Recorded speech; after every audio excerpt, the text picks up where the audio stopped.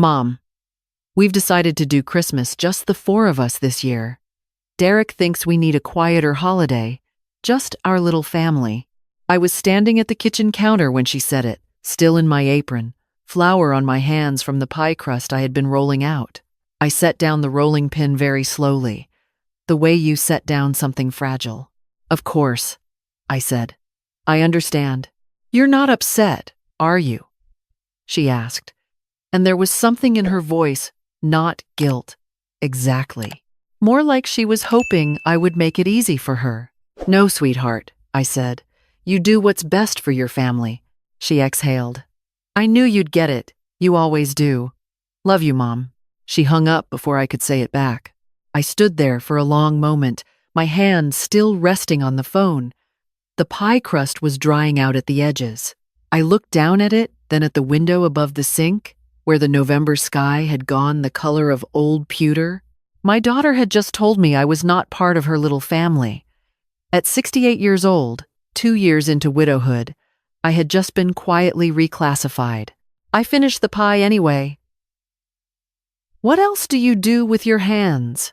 I had been making that pie sweet potato from my own mother's recipe every Thanksgiving and Christmas for 43 years. My daughter grew up watching me make it. She used to stand on a step stool next to me and press the edges of the crust with a fork, her small face tight with concentration. She used to say it was the best thing she had ever eaten. Last Christmas, she brought a store-bought cheesecake and set it on the counter without a word. I noticed. I didn't say anything. That was the thing about the past few years. I noticed everything and said nothing. I told myself it was grace. I told myself that families go through seasons, that my daughter was busy, that Derek worked long hours, that Lily and Owen were at the age where they needed their parents fully present. I told myself all the reasonable things. I had a whole collection of reasonable things I kept in a drawer, and I took them out whenever I needed to feel better about being an afterthought. But that phone call cracked something open, because I had already bought the gifts. I had started in September, the way I always do, making my list in the small spiral notebook I keep in my nightstand. Lily was 10 now and had mentioned exactly once, in passing, that she wanted a particular art kit, the kind with real watercolor paints, not the plastic children's set. I had found it at an art supply shop downtown and ordered it without hesitation. Owen was 7 and obsessed with a particular series of chapter books about a boy who discovers his grandmother is secretly a spy. I had ordered the full set, plus the companion activity journal. For my daughter, I had found a cashmere cardigan in the dark green she always reaches for when we're together. For Derek, I had done what I do every year. I had thought about it too long, walked past too many options, and finally chosen a leather travel wallet because he mentioned in October that his old one was falling apart. He mentioned it to his wife, not to me. I heard it standing in their kitchen, invisible as wallpaper. 4 gifts, already wrapped, already labeled in my handwriting. And there was something else. 3 weeks before my daughter's phone call, I had reserved a cabin in the Smoky Mountains for the last week of December. 4 bedrooms, a stone fireplace, a wraparound porch with rocking chairs, a creak you could hear from the bedroom windows. I had put down a non-refundable deposit of $400. I had found a recipe for a brisket that could feed 8. I had already imagined Lily watercoloring at the kitchen table while snow fell outside, and Owen tried to catch fireflies that weren't there because it was December and he would be disappointed and delighted at the same time, the way children are. I had not told my daughter yet because I wanted it to be a surprise. Now I sat at my own kitchen table, across from the window, across from the yard where the oak tree my husband planted the year we moved in had lost all its leaves, and I understood something I had been understanding slowly for a long time and refusing to finish understanding. My daughter called me when she needed something. When Lily had that ear infection and Derek was traveling and my daughter was exhausted and desperate, I drove 40 minutes in the rain and stayed 3 nights on their pull-out sofa, which left my back aching for a week. When the dishwasher flooded and the water damaged the floor and Derek's insurance didn't fully cover it, I wrote a check for $2,000 and told her not to worry about paying it back. When Owen started having trouble at school and they needed a tutor twice a week, I found one and paid for 6 months without being asked.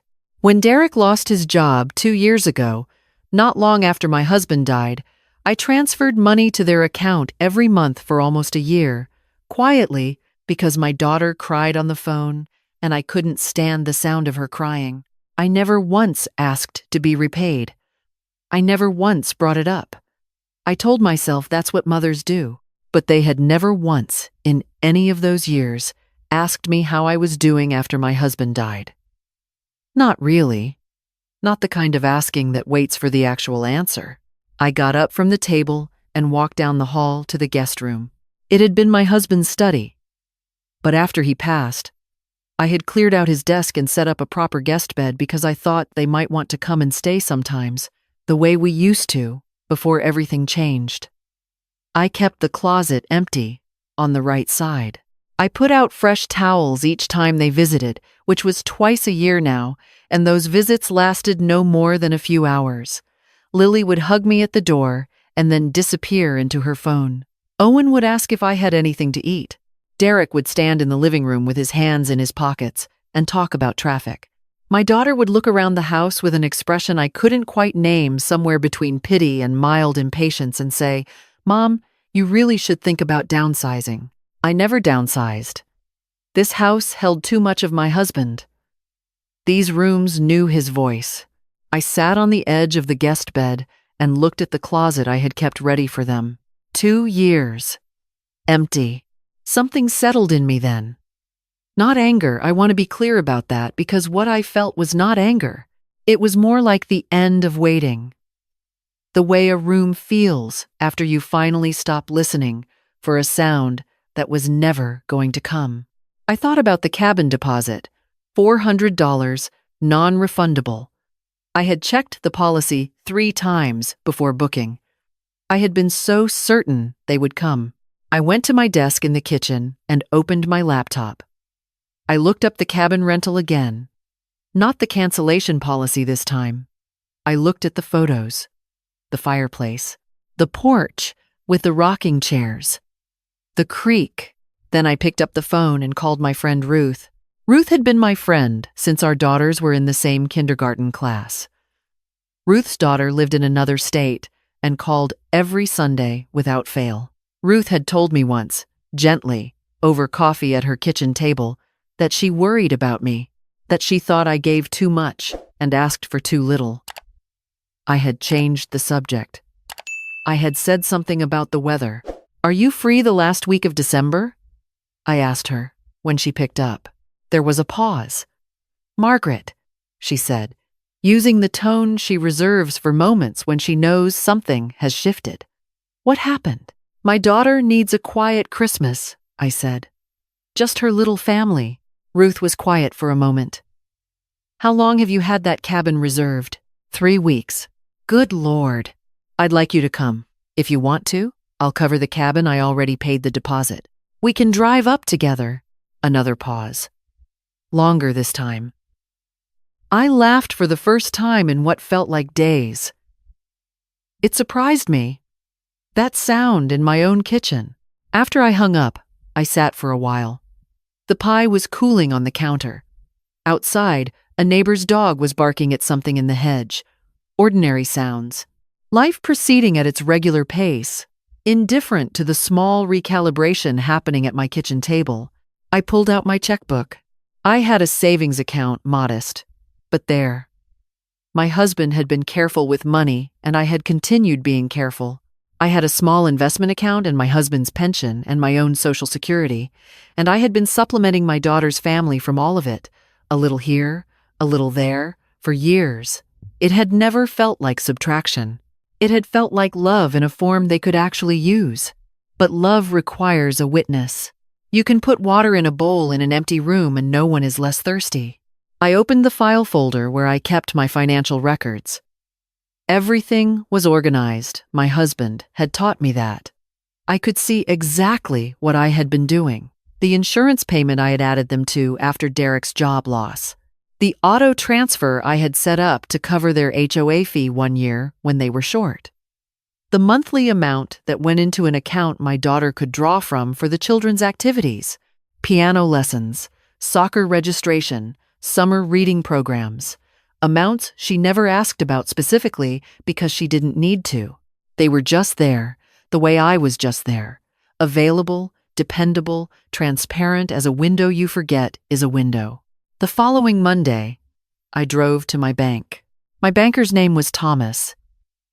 He was young, maybe 30, and he had helped me rearrange some things after my husband passed. He remembered my name. I need to make some changes, I told him. He pulled up my accounts on the screen, and I walked him through it.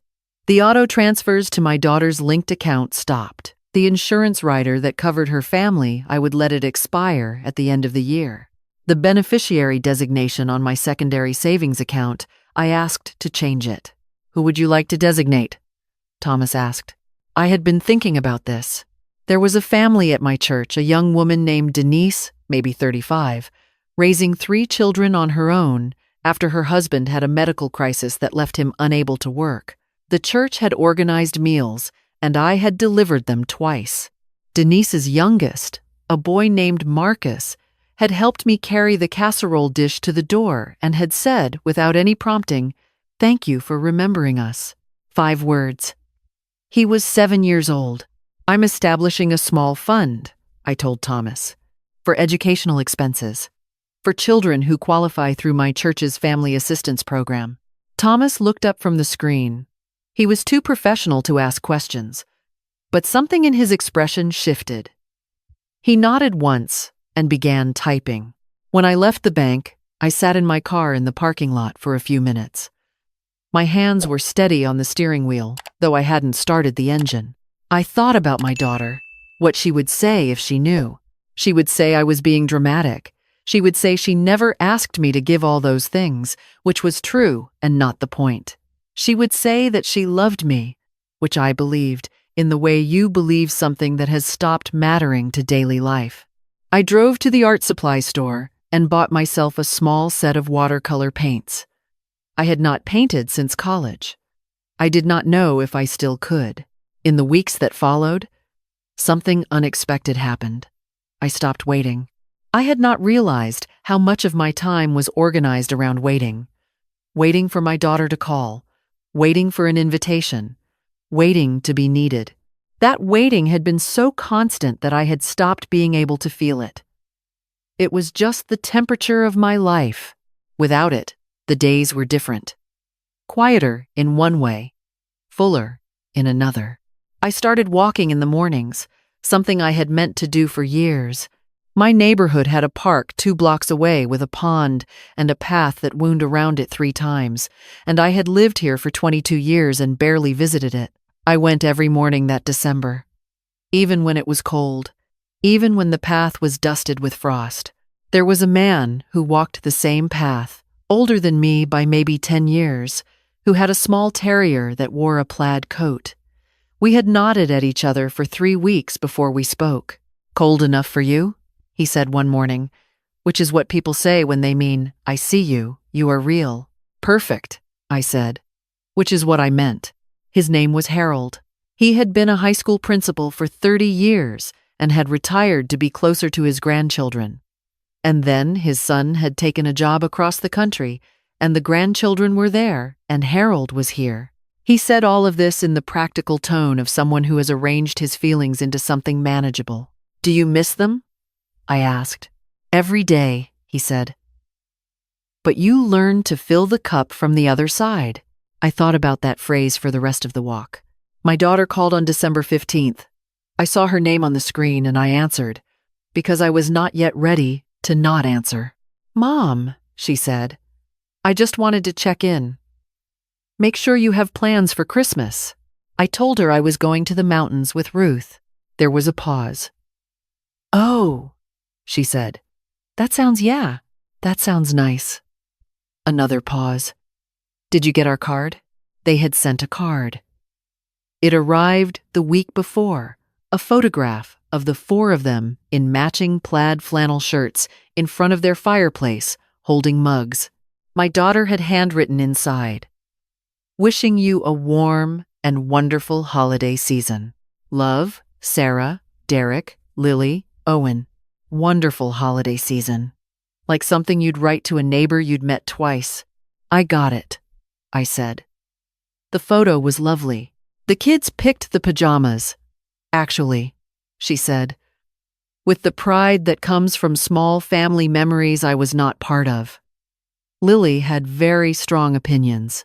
"She always did," I said. "She got that from you."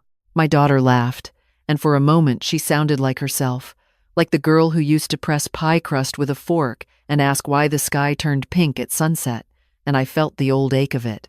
"Mom," she said, and her voice shifted. "Derek noticed something about the insurance. The rider on our policy, there's a notification that it's expiring at the end of the year. He thinks maybe it was supposed to auto-renew, and something happened with the system. Do you know anything about that?" I let a beat pass. "I decided to make some adjustments to my finances," I said calmly. "After the new year, I'll have a different arrangement." Silence. "What does that mean?" she asked, and now there was something new in her voice. An edge, a sharpness that I recognized as the sound of someone realizing the furniture has moved. "It means I'm reorganizing things," I said. "It's something I should have done a while ago, honestly. I want to be more intentional about how I use what I have." "Mom." Her voice was careful now, deliberate. "Is this about Christmas?" "No," I said, and that was true. "It's about a lot of Christmases." She didn't know what to say to that. I could hear her breathing. "I love you," I said. "Give the kids my love. I hope you have a beautiful, quiet holiday." I hung up gently. I set the phone on the kitchen table and looked out at the backyard. My husband's oak tree stood bare and enormous against the gray December sky, and I thought, as I often do, that it looks more like itself without leaves. More itself. More honest about its actual shape. My daughter called back 20 minutes later. I let it ring. She texted, "Mom, can we talk? I think there's been some misunderstanding." I read it and set the phone down. There was no misunderstanding. That was the thing. Everything was, for the first time in years, perfectly clear. I went to my studio, which is what I had started calling the small room off the kitchen, where I'd set up a card table with my watercolor paints and a mason jar of water and a pad of watercolor paper. I wasn't good yet. My washes were uneven, and my edges bled where they shouldn't, and I had painted 3 attempts at the oak tree in the backyard that all looked like something a child had done. I loved every one of them. I painted for an hour. The phone lit up twice more. I let it. That night, I wrapped the 4 gifts that were still sitting in the closet in the hall, the ones with my daughter's family's names on the tags. Then, I carefully removed the tags. I set the gifts in 2 separate bags, drove to the church the next morning, and left them with the woman who coordinates the holiday assistance program. The watercolor set for Lily, the book series for Owen. The cardigan and the leather wallet I took to a different donation bin across town. I didn't feel righteous about any of it. I felt quiet. I called my granddaughter on December 20th, Lily's direct line on the tablet my daughter had given her for schoolwork. Lily answered on the second ring, her hair escaping its ponytail the way it always did, one side up and one side down. "Grandma," she said, and smiled. "Hi, my love. Are you coming for Christmas?" she asked. "Not this year," I said. "But I've been thinking about you. We're doing it just us," she said, not unkindly. "Dad wanted it small." "I know. Are you sad?" She asked it the way children do, without softening at first. "A little," I told her. "But I'm going to the mountains with my friend Ruth. Have you ever seen mountains in winter?" Her eyes went wide. "Are there wolves? Possibly," I said gravely. She pressed her hand to her mouth to cover her grin. "Will you send me a picture if you see one?" "First thing," I promised. After we hung up, I sat for a long time by the window. The street was quiet. Everyone retreated inside against the cold. I thought about the deposit I'd put down for the cabin, those $400 I'd called non-refundable, and how that had seemed like a small tragedy 3 weeks ago. Now, it felt like the most useful $400 I'd spent in years. It had bought me something I didn't know I needed, a plan that had nothing to do with being invited. Ruth and I left on the 26th, the morning after Christmas. Her car packed with wine and wool blankets and a bag of groceries I'd assembled with the kind of care I used to reserve for other people's kitchens. The drive took 4 hours. We talked the whole way. The way you can only talk with someone who has known you long enough to skip the preamble. Ruth told me about her daughter's call on Christmas morning. 45 minutes long. 3 grandchildren taking turns at the phone. She did not say it to make me feel bad. She said it the way you share something when you know the other person can hold it without it becoming a wound. She called? I asked. Every Sunday, Ruth said, and she asks how I'm sleeping. I looked out the window at the highway dissolving into mountains, the trees going from bare to dense as we climbed. Thomas, I said. Finally, my banker asked me if I wanted to leave a note in the file for the fund, something that explained it. Did you? I wrote. For children who say thank you when no one told them to. Ruth glanced at me. That's exactly right, she said.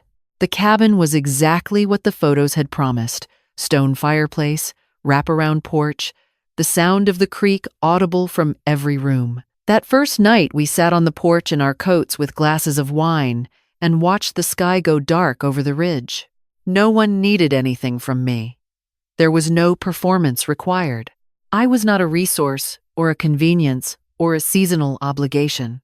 I was a woman in a rocking chair on a porch in the mountains, watching stars appear one at a time, which is how they always appear if you're paying attention. My daughter texted twice that week. I answered once, briefly, cheerfully. Beautiful up here. Hope you're having a good week. Love you all. She sent a thumbs up. I put the phone in my coat pocket and went back to the porch. On the last morning at the cabin, I sat at the kitchen table with my watercolor pad and painted the view from the window, the ridge, the bare trees, the particular gray-white of a winter sky. It was imperfect. The perspective was slightly off, and the trees looked like something between trees and smoke. But you could feel the cold in it, I thought. You could feel that there was someone present who was paying attention. I dated it in the corner. December 30th. When I got home, I put it on the wall in the studio room, next to the 3 paintings of my husband's oak tree. 4 paintings, mine, not for anyone's approval, not to be useful, not to prove that I deserved to be included. Just present, just here. My daughter called in the first week of January. By then, she had noticed the auto transfer had not come through. She had noticed the insurance. I knew she would eventually notice the change to my estate documents, though that would take longer. I answered. Mom, she said, and she sounded different. Not angry, uncertain in a way she rarely let herself sound. Can we talk? About everything? Of course, I said. Derek thinks I've been… She stopped, started again. I think I've been taking some things for granted. I waited. I didn't think about what it meant, she said. What I said about Christmas. I didn't think about how it sounded. How do you think it sounded? I asked. Gently. As a real question. She was quiet for a moment. Like you weren't family, she said softly. Yes, I said. That's how it sounded. Mom, I'm sorry. I believed her. That was the complicated part. I believed she was sorry, and I also knew that sorry without change is just a sound. And I had received that sound many times before and arranged my life around it. What I didn't know yet was what came next for us. I was willing to find out. I love you, I told her. You know that. I know. But I've made some changes, I said. Not as a punishment, as a decision. I should have made them a long time ago, and they're going to stay. Silence. What kind of changes? She asked carefully. The kind where I stop being available as a backup plan, I said, and start being available as a person. She didn't respond right away. I heard her breath, the particular steadiness of someone trying not to cry. Can we have dinner? She said finally. Just us? I want to. I want to try to do better. I'd like that, I said. And I meant it. Not because everything was resolved, not because I had softened back into what I used to be, but because I was not finished with her, and she, apparently, was not finished with me. And there is something worth preserving in that truth, even when it's been handled carelessly. After we hung up, I stood at the kitchen window for a long time. The oak tree in the backyard had not changed. It stood the same as it always had, vast and certain of itself, holding its shape through every season that tried to take something from it. I thought about what Harold said on the path by the pond. You learn to fill the cup from the other side. I had spent 68 years filling cups, plates, open hands, empty rooms made to feel like homes. I had done it out of love, and the love was real, and I did not regret a single pie I'd made, or night I'd stayed, or check I'd written. But I had confused being needed with being seen. I had confused being useful with being chosen, and no one told me that difference. I had to learn it standing at my own counter with flour on my hands and the phone going quiet. I opened my notebook and wrote down what I wanted from the dinner with my daughter. Not a list of grievances, not conditions, just what I actually needed. To be asked how I was sleeping, to not have to make myself small, to be someone's first call when good things happened, not only the difficult ones. I closed the notebook. I put on my coat and walked to the park. The path around the pond was icy in places, and I went slowly. Harold was there with the terrier in the plaid coat. We walked the circuit twice without saying much, which felt like enough. On the way home, I stopped at the art supply store and bought a larger pad of watercolor paper. I was going to need more room. If any of this found you where you are sitting with something you've been calling patience, but might actually be disappearing, I want you to know that I see you. Not because your family failed a test, not because loving people who take you for granted means you've done something wrong, but because you are allowed to reorganize. You are allowed to redirect. You are allowed to walk into a new year and say, "This is what I have, and I choose who I give it to now." You are not a seasonal decoration. You are not a convenience. You are not someone to be managed with a cheerful card and a photo of people in matching pajamas. You are the fireplace. You are the warm room. You have always been where the light is, and if they have forgotten that, perhaps it's time to let them find the door in the dark.